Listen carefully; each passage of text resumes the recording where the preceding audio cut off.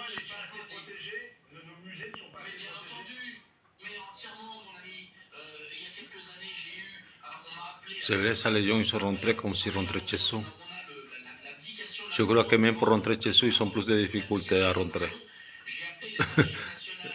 La fenêtre, on voit dans l'image, il n'était pas entretenu depuis 30-50 ans. Hein. Ils étaient pas au courant que ça faisait plusieurs À l'intérieur, tout est joli, tout est beau, mais à l'extérieur, tu pousses. pour être donc vendu à Londres. C'est ce qu'on voit dans les images. C'est pas moi qui le dis, hein. Attention. Votre collection, elle était protégée parce que... Bien sûr qu'il doit être protégé dans un coffre-fort pour blinder tout ça, mon gars. J'attendais les personnes au musée du Palais-Vivienne parce que j'avais de la fumée qui sortait des murs. J'avais des. Moi j'étais un peu comme de Funès dans le gendarme à Saint-Tropez. Donc moi j'ai aucun problème là-dessus. Ce qui est hallucinant, c'est que moi j'avais une vraie protection. Aujourd'hui tous les objets sont dans les coffres. Donc je ne risque plus Voilà. rien.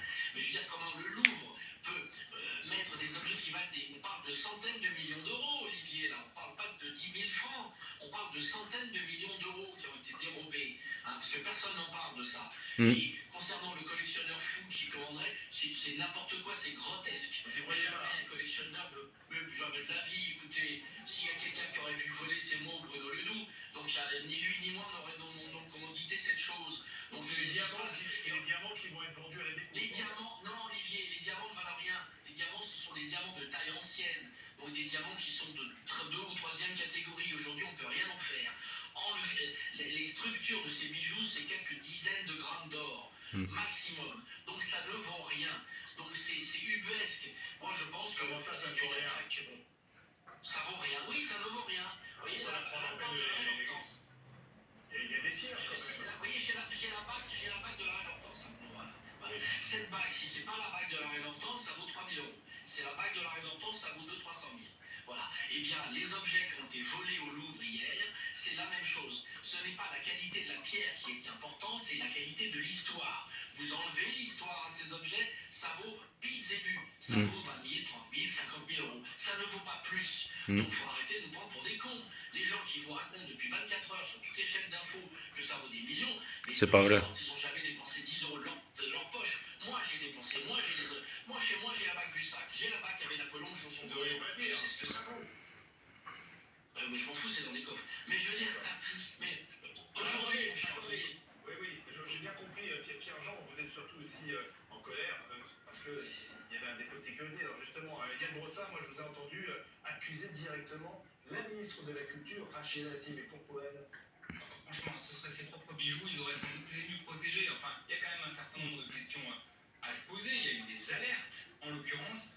Par exemple, le 16 juin dernier, il y a eu une mobilisation des personnels du Louvre qui se sont mis en grève pour attirer l'attention de la ministre sur le manque de personnel, notamment en matière de sécurité. Il y a eu un rapport de la Cour des comptes en septembre. C'est vrai que c'est chelou que on va dire les gardiens, ils ne sont même pas une bombe lacrymogène. Sont dotés de caméras de vidéosurveillance. Il y a 7 mois, au Sénat, une audition de l'administrateur général du Louvre. Ah, si vous voulez, vous pouvez me couper la sécurité hein, de A7 à tout l'immeuble. Je vous jure. Je suis fait pour le gardiennage. Ils sont utilisés des armes, je vous jure que je vais intervenir, je vais attraper les malfaiteurs. Ah ouais, les ont laissé faire comme ça, t'as vu 5 mecs. Attends, prends des chaises, je sais pas, jette-lui quelque chose sur lui, fait les ports, appelle la police, entre-temps la police il arrive, vous voyez ce que je vous dis ou pas? Tu fermes tous les ports et c'est bon. Hein. En tout cas, franchement, c'était cadeau ce qu'ils les ont fait à ces cambrioleurs. Et je trouve que c'est quand même un grand mépris vis-à-vis des personnels de ne pas tenir compte des alertes qu'ils ont lancées. Ils ne parlaient pas de leur salaire, ils parlaient des risques, notamment en matière de sécurité. Pourquoi ne les a-t-on pas entendus? Pierre-Yves Bournazel, quelle leçon faut-il tirer de ce qui s'est passé dimanche? On est la honte du monde en ne sachant pas protéger notre propre patrimoine. Ouais, la histoire. Parce que là, ils ont volé l'histoire. Hein. 1500 ans d'histoire, 15 siècles. Triste hier parce que c'est notre patrimoine, on a attaché notre patrimoine au lait. Et nous ne sommes que des passeurs et on doit le transmettre aux futures générations. Et c'est vrai que sur le plan international, on parle de Paris, de la France, et pas dans les bons termes. Je crois qu'il faut maintenant dire les choses telles qu'elles sont. On n'est pas au niveau en matière de sécurité. Il va falloir monter le curseur.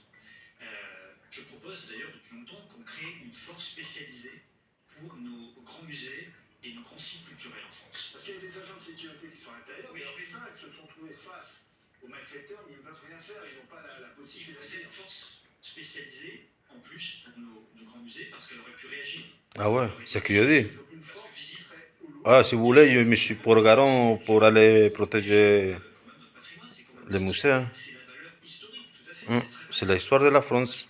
Et puis en même temps, il faut C'est vrai que c'était pas assez protégé. Le mec qui vient, il y a 5 mecs qui les protègent, en disant.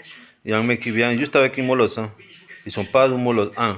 Ah ouais, si tu t'approches, je sais pas quoi, ils sont même pas, t'as vu. utiliser la sécurité privée parce qu'elle peut faire un Toi, il peut aller, je sais pas, au d'où sortir tout le monde, tu vois, et vous voyez, et les autres d'où, ils s'entretiennent les voleurs, je sais pas, ils projettent des choses, je sais pas. parce que ça serait pas quand même. C'est la question. Ils s'appellent la police, plein de trucs. J'ai demandé hier une enquête administrative pour voir quelles sont les failles, quels sont les manquements, et que cette enquête administrative puisse sur la transparence et faire la lumière sur l'ensemble de la chaîne des responsabilités. En tout cas, tout ça, c'est chelou. Je vous jure, ils sont rentrés comme chez sous. C'est vrai qu'après, tout à l'extérieur, c'est beau, tout ça, mais c'est mal entretenu. Fusible du côté de l'administration. Quand on est, oui, mais une fois de plus, quand on est responsable politique, quand on est responsable politique, qu'on vote des budgets, on assume ses responsabilités. Et une fois de plus, c'est la ministre qui était interpellée par les personnels et elle n'a tiré aucune conséquence des alertes auxquelles elle a été confrontée. Dans quel pays du monde, quand on a un musée pareil, qui accueille quand même 8 millions de visiteurs chaque année, qui fait partie de l'identité de la France, dans quel pays du monde on garde le même ministre de la Culture qui a été confronté à un fiasco tel que celui qu'on a Donc vous vu demandez hier? carrément la Bien sûr. démission de Rachel Mais bien sûr qu'elle doit partir. C'était déjà une hérésie de la nommer, alors même qu'elle est poursuivie pour corruption et trafic d'influence. C'est une hérésie au carré de la garder, alors même qu'elle a été incapable de protéger le Louvre. Pierre-Jean Chalençon, que faut-il aujourd'hui tirer comme leçon? Est-ce que finalement, ces œuvres, alors qui sont à la disposition du public, il ne faut pas mieux les protéger, qui peut-être parfois les mettre dans des salles inaccessibles? Non, ils pouvaient rester comme ça, accessibles au public, mais mieux protégés. Là, on ne peut rien faire, c'est dans les coffres-forts blindés, c'est colossal. J'estime que là, les gens sont armés, etc. Mais ça aurait dû être le cas au Louvre, Olivier. C'est totalement inacceptable, c'est inadmissible. Je ne partage pas beaucoup d'idées de M. Brossard, mais là, dans ce que je viens d'entendre, j'applaudis dès demain. Il a entièrement raison, vous avez entièrement raison, Olivier. Le problème en France, mes chers amis, mon ami Bournazel, qui est un ami de Michou, que j'embrasse aussi, je veux dire, le problème, c'est que la culture, on a donné la culture à des gens qui se servent de ce poste comme strapontin politique, comme loge pour aller à l'opéra. Oui, mais par contre, il y a plein de musées qui, visiblement, ont ces mêmes problèmes de sécurité. C'est ce qu'on apprend aussi. C'est pour ça que je voulais vous dire qu'aujourd'hui, il faut un plan global avec un de vrais ministres, des gens qui C'est en toute la France qui doit protéger tous les musées parce qu'il n'y a pas que Louvre, hein. protègent les musées. Malmaison, demain vous allez à la Malmaison, c'est pareil. Il y a Fontainebleau. Quelques semaines, quelques mois au château de Fontainebleau, Voilà, j'aurais ouais. pu partir avec des objets toutes les facilement accessibles. C'est vrai ce que raconte le monsieur. Moi, je ne connais pas les musées, je connais les châteaux. J'ai des pièces, pas des châteaux, mais j'ai trouvé des pièces de Napoléon même. Et même pas ça, je les ai trouvées, en fait, je ne les ai pas volées. Mais en tout cas, si tu rentres dans le musée, comme il dit le monsieur, peut-être tu peux trouver avec un objet, hein. Après, les autres, ils sont rentrés, non, c'est pas ça.